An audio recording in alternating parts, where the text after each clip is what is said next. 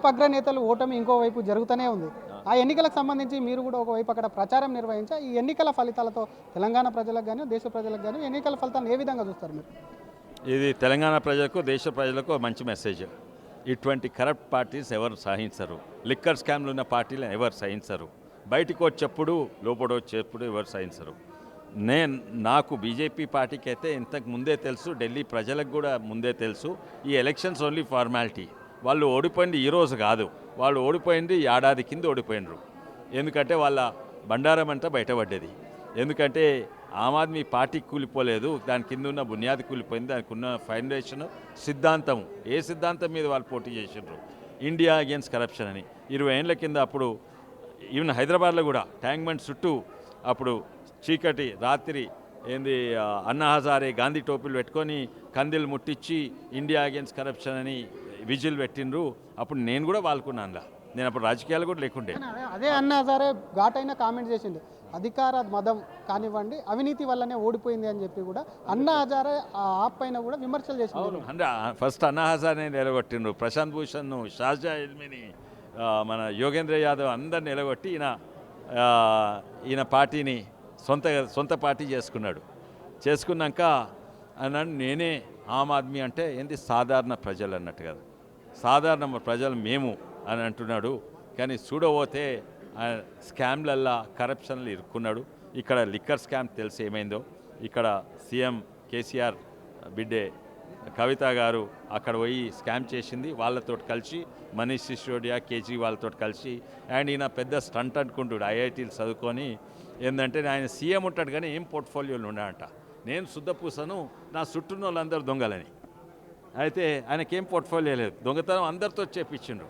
ఆ దొంగతనం ఎవరితో చేపించిండ్రో వాళ్ళందరూ కూడా ఓడిపోయిండ్రు. లిక్కర్ స్కామే ప్రధానంగా ఓటమి కారణం. ఎందుకంటే కవితకు సంబంధించి ఇక్కడ ఎఫెక్ట్ పడి బీఆర్ఎస్ ఓడిపోయింది, అక్కడ ఈ కవిత షాడోకి సంబంధించి కవిత ఇన్వాల్వ్ కావడం వల్ల ఆమ్ ఆద్మీ కూడా అందులోనే 100% లిక్కర్ స్కామ్ అక్కడ చాలా ఎఫెక్ట్ అయింది. కానీ మేము దాని మీద ఫోకస్ చేయలేదు. మేము ప్రచారము చెప్పినాము, ఎంతోమంది చెప్పింది. కానీ మేము ముఖ్యంగా చెప్తున్న ఆయన ఏదో సాధారణ ప్రజలని మఫ్లర్ వేసుకొని దగ్గుతూ ఉంటాడు, దగ్గినట్టు చేస్తుంటాడు యాక్టింగ్. కానీ ఉండేదేమో శీష్ మహల్లల్లా కోట్లాది కోట్లు, ఒక్కొక్క బాత్రూమ్ ₹1,00,00,000 అది జకూజీలు ఉన్న బాత్రూమ్లు అంట, స్పాలు ఉన్న బాత్రూమ్లలో. ఇవన్నీ ప్రజలకు బయటపడ్డాయి. దానివల్లనే లాస్ట్ ఇయరే, పోయిన ఏడాదే ఓడిపోయిండు. తర్వాత ఆయన ఉన్న సంక్షేమ పథకాలను అనుకోవచ్చు, ఫ్రీబీస్ అనుకోవచ్చు, రేవడీలు అనుకోను, ఏవి కూడా పనిచేయలేదు. ఆ 200 యూనిట్ కరెంట్ అందరికి చక్కగా వస్తలేదు. ఇవన్నీ కూడా కారణాలు. ఇంకోటి సింపతి వస్తలేదు. ఎందుకు గత ఎన్నికల్లో చూసాం 2-3 టర్మ్లు కూడా సంబంధించి ఊడి చేసింది ఆమ్ ఆద్మీ అని చెప్పి పెద్ద ఎత్తున ప్రచారం అయితే జరిగింది. అటువంటి పార్టీకి అవినీతి లేకపోతే ప్రజల విశ్వాసం పూర్తిగా కోల్పోయింది ఆ పార్టీ? ప్రజల విశ్వాసం అవినీతి వల్ల కూలిపోయింది. తర్వాత పేదోళ్లకు, చాలా నిరుపేదలకు నువ్వు నీతివంతుడా అవినీతి కంటే ఎక్కువ, నాకు ఇది ఇస్తా అంటున్నాడు, ఇస్తదే అనే ఆశతో ఉంటారు. ఆ ఆశ వెళ్ళిపోయింది. ఎందుకంటే వాళ్ళకి ఇచ్చేటివి ఒక్కడు కూడా అందలేదు. అండ్ ఉద్యోగాలు రాలేదు, ఆ బస్తీలు మంచిగా కాలేదు, ఆ 200 యూనిట్ కరెంట్ రాలేదు. దీనివల్ల ఓడిపోయింది. కాంగ్రెస్ అనేక హామీలు ఇచ్చింది. తెలంగాణలో ఉన్నటువంటి గ్యారంటీలకు సంబంధించి కూడా పెద్ద ఎత్తున ముఖ్యమంత్రితో పాటు అనేక మంది మంత్రులు వెళ్ళి అక్కడ ప్రచారం చేశారు. అక్కడ మొన్న జరిగినటువంటి మహారాష్ట్రలో కానీ ఢిల్లీకి సంబంధించి ఒక్క సీటు కూడా కాంగ్రెస్ లీడ్లో లేని పరిస్థితి ఉంది. కాంగ్రెస్ గురించి ఏం చెప్తారు? తెలంగాణ కాంగ్రెస్ గురించి చెప్పాలంటే, పాతనే చేసిన పాపాలు, పాతనే చేసిన అప్పులు వీళ్ళు కట్టవలసి వస్తుంది. వీళ్ళ చేతిలో ఏమీ పైసలు లేవు.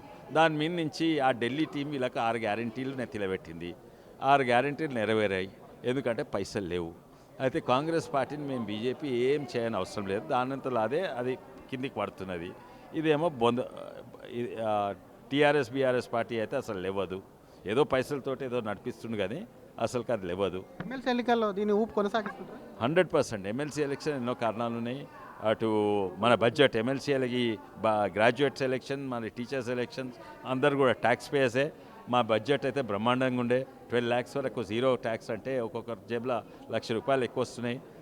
అది తర్వాత ఢిల్లీ ఎలక్షన్స్, తర్వాత వీళ్ళు కాంగ్రెస్ పార్టీ చేసిన తప్పు ప్రచారము, ముస్లిం బీసీలను తీసుకొని బీసీల కల్పుడు, ఇవన్నీ ముస్లిమ్స్ తీసుకొని, ఇవన్నీ కూడా తప్పుల వల్ల 100% 3 గెలుస్తాము. అండ్ ఇది కంటిన్యూ అవుతా వచ్చే sarpanch elections, local body elections నుంచి ఎమ్మెల్యే ఎలక్షన్స్ వరకు కంటిన్యూ అవుతుంది. వచ్చే ప్రభుత్వం 100% బీజేపీది ఉంటుంది. కేటీఆర్ ఒక కామెంట్ చేస్తున్నాడు సార్, అక్కడ సంబంధించి రాహుల్ గాంధీ ఉన్న రోజులు బీజేపీ గెలుస్తూనే ఉంటే మోడీకి ఏజెంట్గా పనిచేస్తున్నాడు, ఢిల్లీలో కూడా రాహుల్ గాంధీ ప్రధాన కారణం అని చెప్పి మీ గెలుపును కూడా స్వీకరించలేకపోతే ఆయన మర్చిపోయింది ఏంటంటే ఇప్పుడు ఆయన తండ్రి ముఖ్యమంత్రి కాదు, ఆయన చెప్పేది ఎవరు నమ్మరు, ఆయన చేసే జోకులు ఎవరు నవ్వుతలేరని, ఆయన అది అన్ని జోక్స్. Thank you sir. ఇది ఒకవైపు ఢిల్లీకి సంబంధించినటువంటి ప్రజలు అవినీతి ఆరోపణలతో కూడా ఒకవైపు అది కూరుకుపోయింది. నార్మల్ అంటే కామన్ మ్యాన్ పార్టీ అని చెప్పినటువంటి పార్టీ ఆమ్ ఆద్మీ ఏదైతే ఉందో కోట్లు పెట్టి బంగ్లాలే కాకుండా వాటికి సంబంధించినటువంటి బాత్రూమ్ కుండీలు కూడా ఒక్కొక్క కోటి రూపాయలతో అవినీతి చేశారు. లిక్కర్ స్కామ్ ప్రధానంగా కేజ్రీవాల్ తప్ప మిగతా మంత్రివర్గం అంతా కూడా అవినీతిలో కూరుకుపోయింది. ప్రజలందరూ గమనించి పూర్తి స్థాయిలో విశ్వాసం కోల్పోవడమే కాకుండా ఆ పార్టీని స్థాపించినటువంటి నాయకులు కూడా వాటికి సంబంధించిన అన్న హజారా లాంటి నేతలు కూడా ఆ పార్టీ పైన విమర్శలు చేయడం కూడా ఆమ్ ఆద్మీ ఒకవైపు కూడా ఆమ్ ఆద్మీ పరిస్థితి ఏంటో అర్థమవుతుంది. కాంగ్రెస్కు ఎక్కడ కూడా ఒకవైపు కూడా కాంగ్రెస్ను నమ్మేటువంటి పరిస్థితుల్లో లేదు. తెలంగాణలో కూడా రానున్నటువంటి రోజుల్లో కాంగ్రెస్ ప్రభుత్వం ఇక్కడ విఫలమైంది కాబట్టి తెలంగాణలో వచ్చే ప్రభుత్వం బీజేపీది అని చెప్తూనే ఇప్పుడు ఉన్నటువంటి ఎమ్మెల్సీ ఎన్నికలకు సంబంధించి మూడింటిని కైవసం చేసుకోవడమే కాకుండా లోకల్ బాడీ ఎన్నికల్లో తెలుసా కేటీఆర్కు స్ట్రాంగ్గా కౌంటర్ ఇస్తూ కూడా కేటీఆర్ ప్రస్తుతం సీఎం కొడుకనే అనుకుంటున్నారేమో, ఇంకా కేటీఆర్కు సంబంధించి ఇక్కడ ఉన్నాడు ఇంకా అని చెప్పి కూడా కొండ విశ్వేశ్వరరెడ్డి అంటున్నారు. కెమెరామెన్ గజాపతో శ్రీధర్, RTV, హైదరాబాద్. మరిన్ని వీడియోస్ కోసం ఛానల్ ని సబ్స్క్రైబ్ చేయండి. లేటెస్ట్ అప్డేట్స్ కోసం వాట్సాప్ ఛానల్ ని ఫాలో అవ్వండి. ఆ లింక్ డిస్క్రిప్షన్ లో ఉంది.